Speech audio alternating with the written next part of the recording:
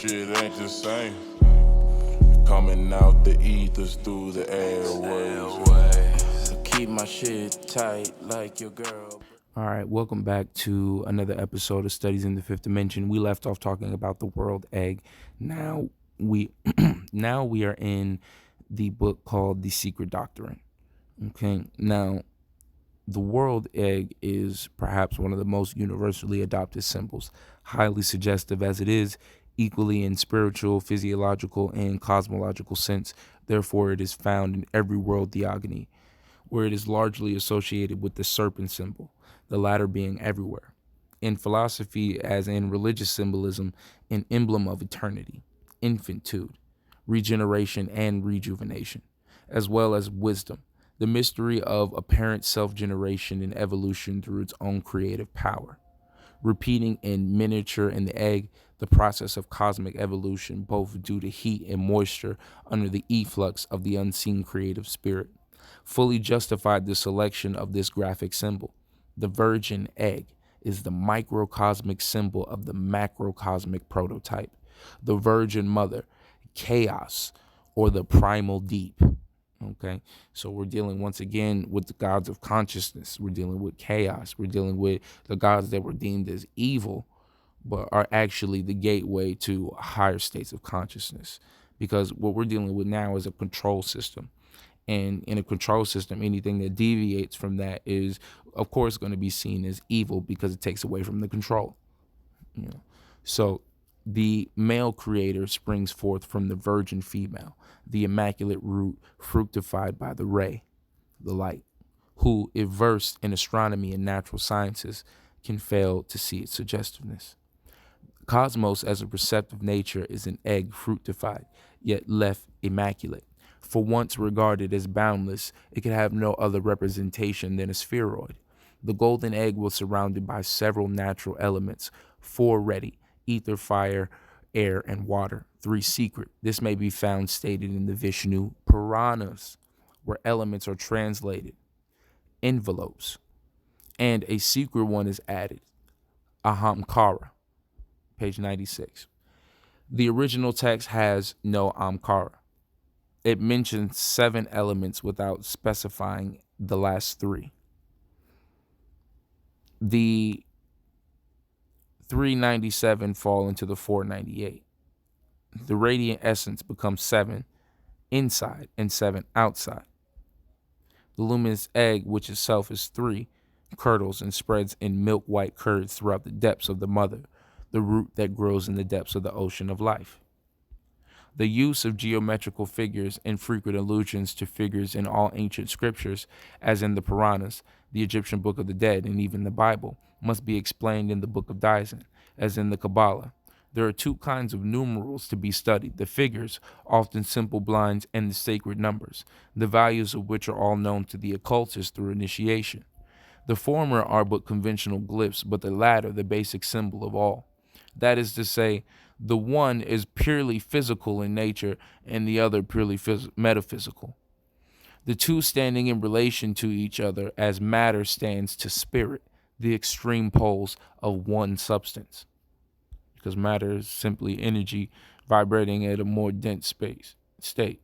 If you deal with a hologram, you know that in order for a hologram to be created, you have to have energy vibrating at a higher state and then energy vibrating at a lower state, or energy that is in motion interacting with energy that is at rest, pretty much.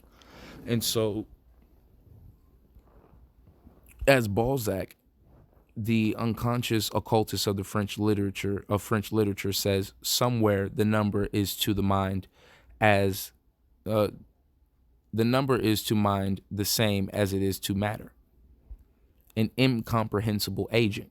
Perhaps so to the profane, never to the initiated mind, number is, as the great writer thought, an entity, and at the same time a breath emanating from what he called God and what we call the all. The breath which alone could organize the physical cosmos where not obtains its form, but through the deity, which is an effect of number. It is an intrinsic or instructive it is instructive to quote Balzac's word upon this subject. The smallest as the most immense creations are they not to be distinguished from each other by their quantities, their qualities, and their dimensions, their forces and attributes, all begotten by number. The infinitude of numbers is a fact proven to our mind, but of which no proof can be physically given. The mathematician will tell us that the infinitude of numbers exists but is not to be demonstrated. God is a number endowed with motion, which is felt but not demonstrated. As unity, it begins the numbers with which it has nothing in common. The existence of numbers depends on unity, with or which without a single number begets them all. Unable either to measure the first abstraction yielded to you by the deity or to get a hold of it, you still hope to subject to your measurements the mystery of the secret sciences which emanate from that deity.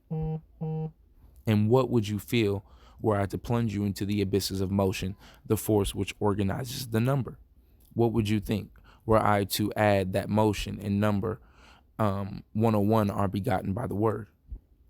The supreme reason of the seers and prophets who in days of old sensed the mighty breath of God, a witness to which the apocalypse. The radiant essence curdles and spreads throughout the depths of space.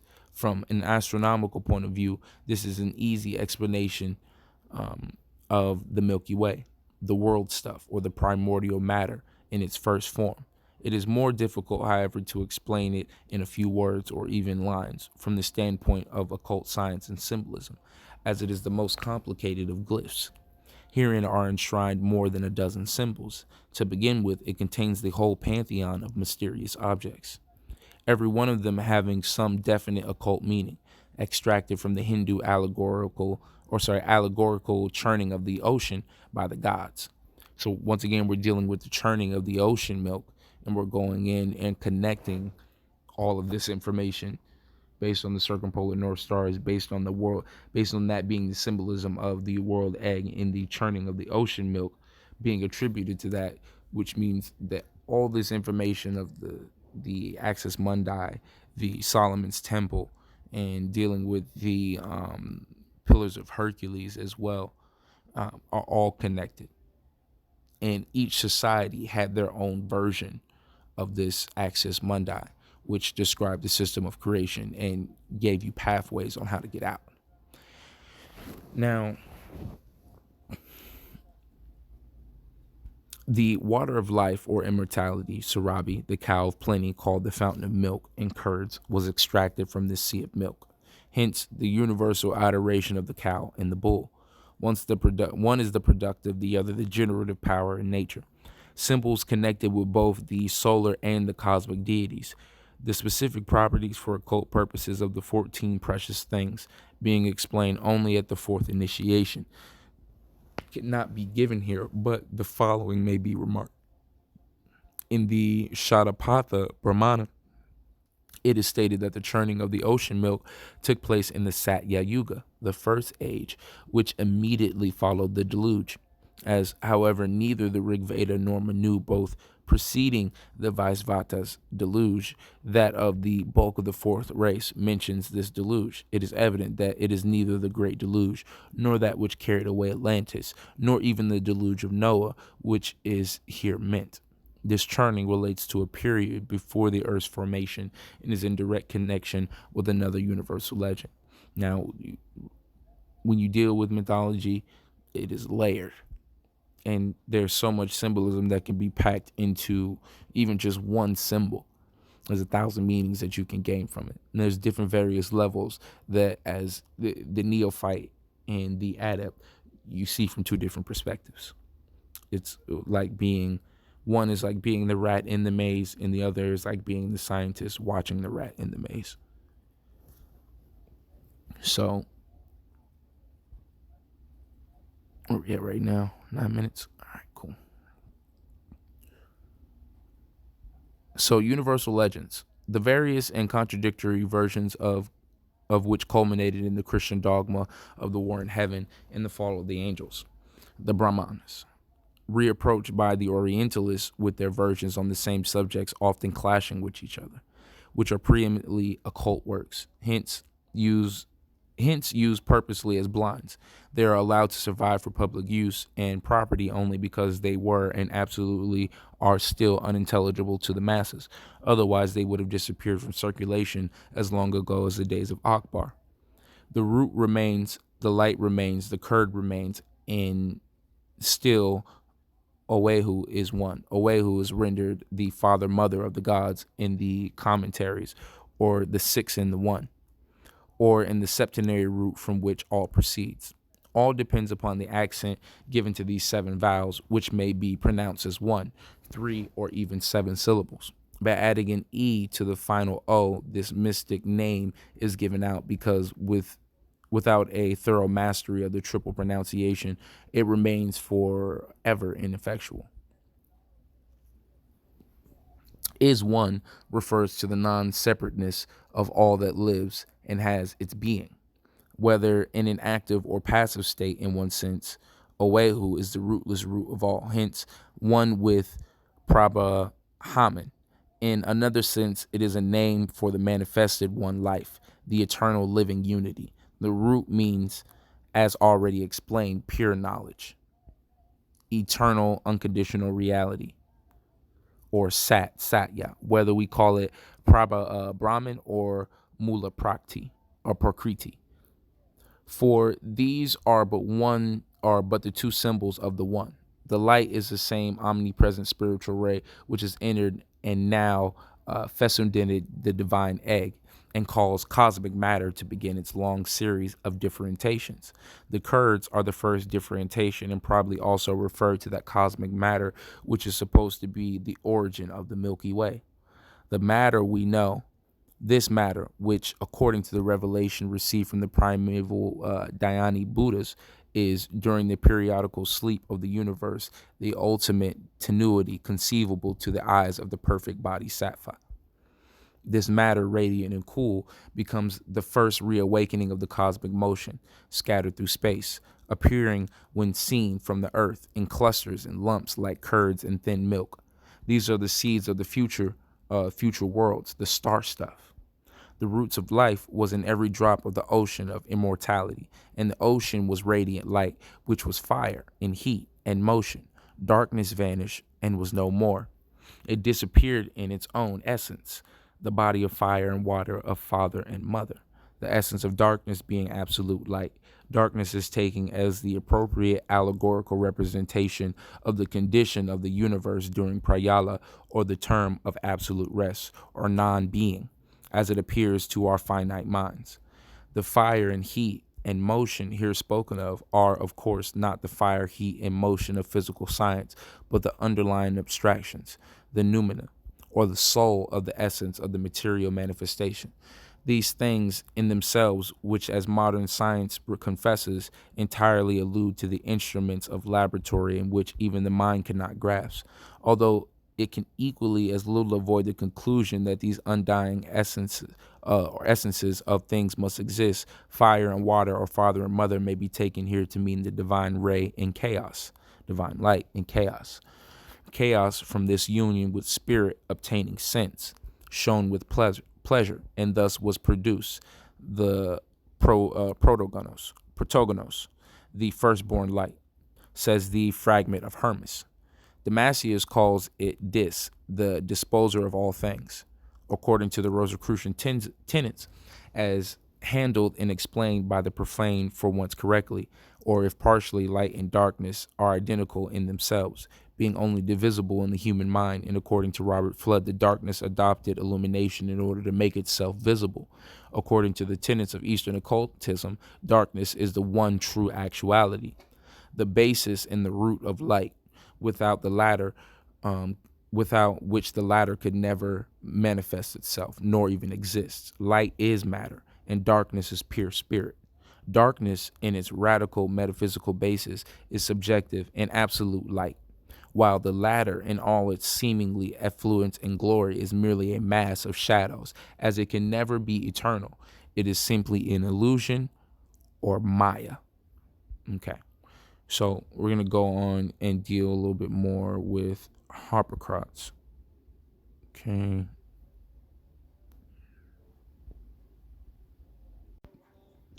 All right, so we're gonna continue and start dealing with the number seven and connecting that to the goddess.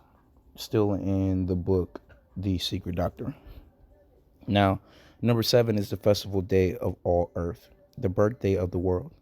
I know not whether anyone would be able to celebrate the number seven in adequate terms. The author of Natural Genesis thinks that the septenary stars seen in the Great Bear, the Septarishis, and the seven-headed dragon furnished a visible origin for the symbolic seven of time above. The goddess of seven stars was the mother of time, as Kep, whence Kepti and Septi for the two times and number seven. So we're going to go, just to give you an example, this is the Great Bear right here. So right where this is focused at, this is the Great Bear. I can't really draw on it right now, but that right there is the Great Bear.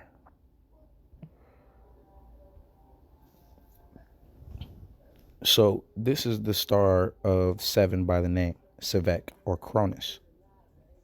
Okay. Cronus is the father of Jupiter or Zeus and is killed by Zeus to create, you know, what we have as the world now. So the son of the goddess. And he has the name of seven or seventh. So has the Sevek, Abu, who builds the house on high, as wisdom, Sophia builds hers with the seven pillars. The primary chronotypes were seven, and thus the beginning of time in heaven is based on the number and the name of seven. On account of the starry demonstrators, the seven stars, as they turned round annually, kept pointing, as it were, with the forefinger to the right hand in describing a circle in the upper and lower heaven. The number seven naturally suggests a measure by seven that led to what may be termed sevening, and to the marking and mapping out of the circle and seven and corresponding divisions which were assigned to the seven great constellations, and thus was formed the celestial heptonymus of Egypt in the heavens.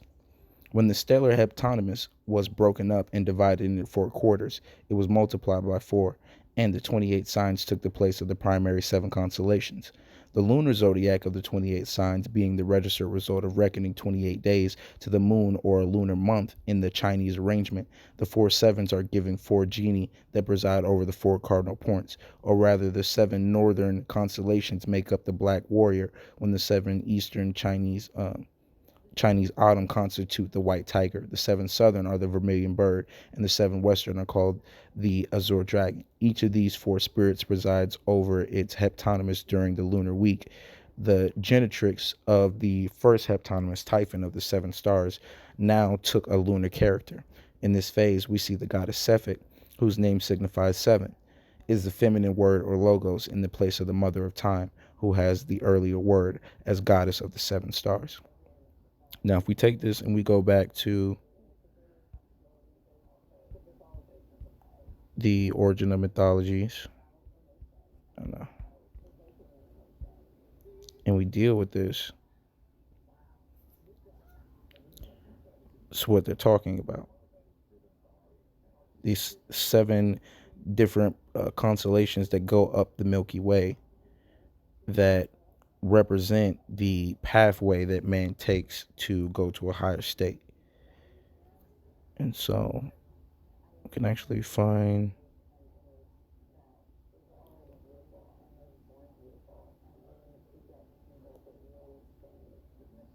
now if we go back to the origin of mythologies, he talks a little bit on the azure dragon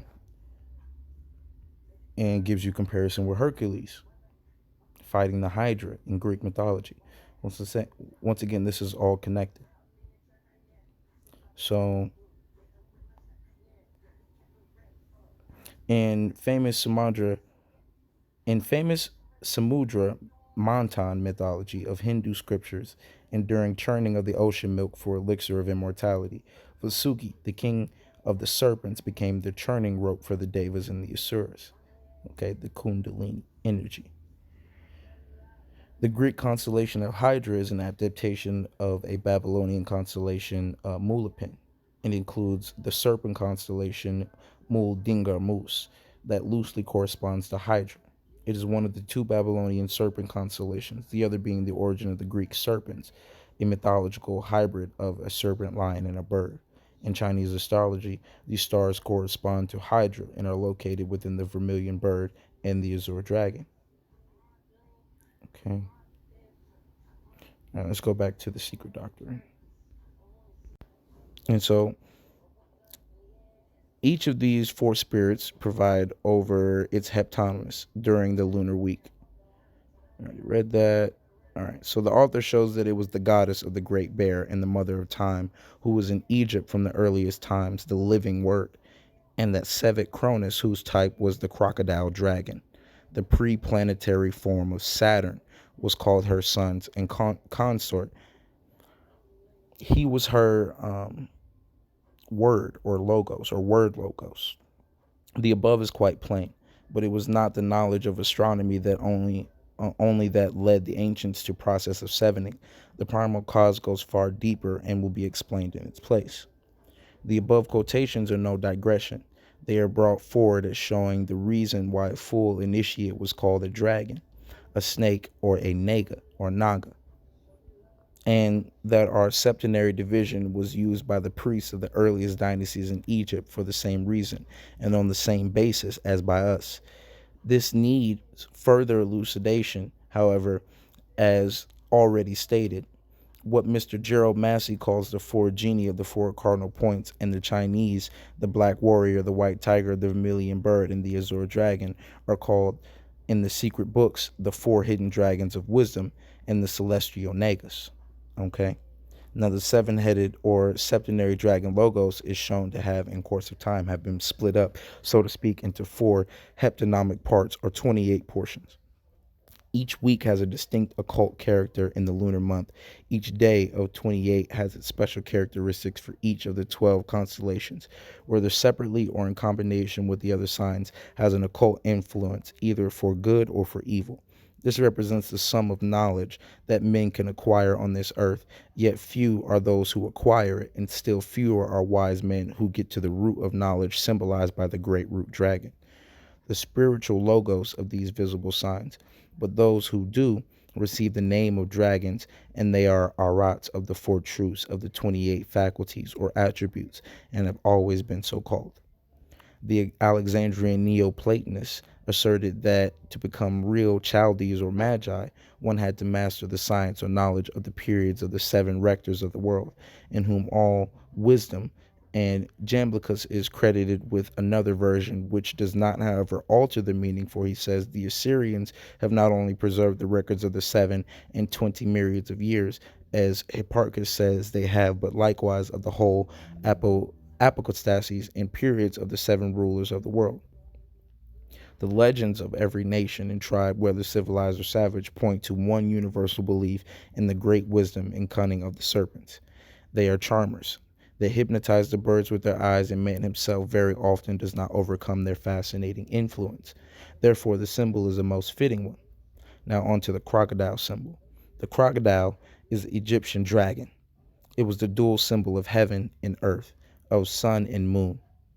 Now, I told you I was going to round all of this back using the crocodile symbol, telling you how this connects everything as far as when we go into Egyptian lore, representing heaven and earth being the crocodile, and also representing the sun and moon. Okay, it was made sacred in consequence of its amphibious nature. So, to Osiris and Isis, according to Eusebius, the Egyptians represented the sun and his ship as its pilot, the ship being carried along by a crocodile. Now, the crocodile represents the goddess. In Hindu scripture, it represents the goddess Durga, and the crocodile is also carrying a ship. And when we go and we look at the concept of the axis mundi in Egypt, you can see Osiris separating Geb and Nut, and then a ship being carried over Nut. Okay, once again, I'm trying to tie in these concepts and just give everyone an understanding that all of this is connected at the root of the axis mundi. And then we're going to get to why it is connected at the root of the axis mundi and what this actually means. why this is such a high level of science being encoded in mythology. But first, we have to show the connection between these different cultures, and then we're going to show the science behind the axis mundi and what we can do. So, all right, ships being carried along by a crocodile to show the motion of the sun in the moist. The crocodile was, moreover, the symbol of Lower Egypt herself, the lower being the more swampy of the two countries. The alchemists claim another interpretation. They said that the symbol of the sun in the ship of the ether space meant that the hermetic matter is the principle or basis of gold, or again the philosophical sun. The water within which the crocodile is swimming is that water or matter made liquid. The ship herself finally representing the vessel of nature, in which the sun or the sulfuric ingenious principle acts as the pilot, because it is the sun which conducts the work by his action upon the moist or mercury. The above is only for the alchemists. The serpent became the type and the symbol of evil and of the devil. Only during the Middle Ages, the early Christians as well as the Ophite Gnostics had their dual logos, the good and the bad serpent, the agathodamon and the cacodamon.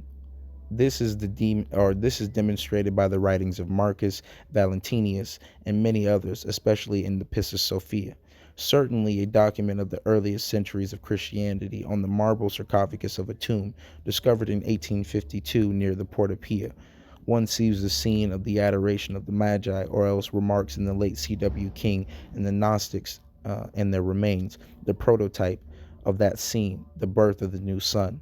The mosaic floor exhibits a curious design which might have represented either Isis suckling the babe Harpocrates or the Madonna nursing the infant Jesus. In the smaller sarcophagi that surrounded the larger one, many leading plates rolled like scrolls were found. 11 of which can still be deciphered. The contents of these ought to be regarded as final proof of much vexed questions, for they show that either the early Christians up to the 6th century were bona fide pagans, or that dogmatic Christianity was borrowed wholesale and passed into full in the Christian church, the sun, the tree, the serpent, the crocodile, and all. All right. So I'm going to end this part of the lecture here.